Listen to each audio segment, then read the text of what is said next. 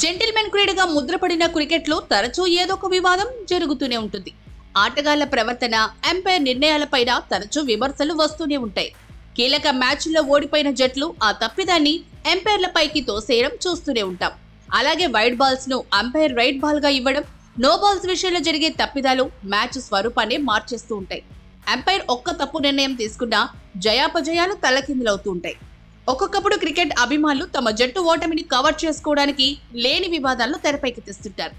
ఇప్పుడు అలాంటి వివాదమే టీ20 ప్రపంచ కప్ ఫైనల్ మ్యాచ్ పై జరుగుతోంది. టీ20 ప్రపంచ కప్ లో భాగంగా సౌత్ ఆఫ్రికా, భారత్ మధ్య శనివారం ఫైనల్ మ్యాచ్ జరిగింది.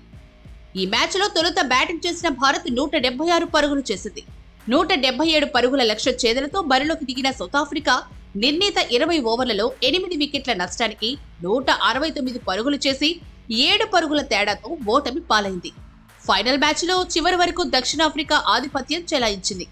ఇక ఆఖరి ఓవర్లో విజయానికి 16 పరుగులు చేయాల్సి ఉండగా క్రేజ్ లో డేవిడ్ మిల్లర్ ఉన్నారు. పాండ్యా చేసిన 20వ ఓవర్ మొదటి బంతిని గాల్లోకి కొట్టగా బౌండరీ లైన్ లో సూర్యకుమార్ యాదవ్ అద్భుతమైన క్యాచ్ ని పట్టాడు.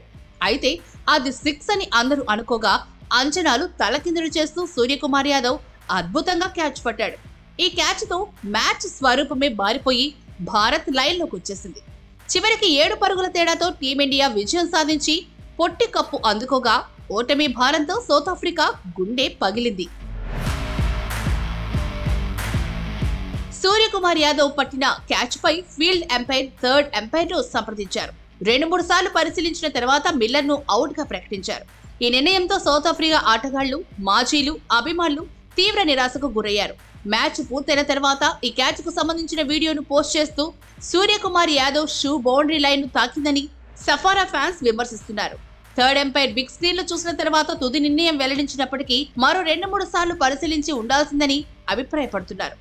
విజయం అంచులో ఉన్న సౌత్ ఆఫ్రికా ఓటమి చెందడానికి ఆ క్యాచే కారణం కావడంతో వారి బాధ వర్ణనాతీతంగా మారింది. ప్రస్తుతం ఈ క్యాచ్ చుట్టూ వివాదం చెలరేగడంతో ఐసీసీ ఎలా స్పందిస్తుందో చూడాలి.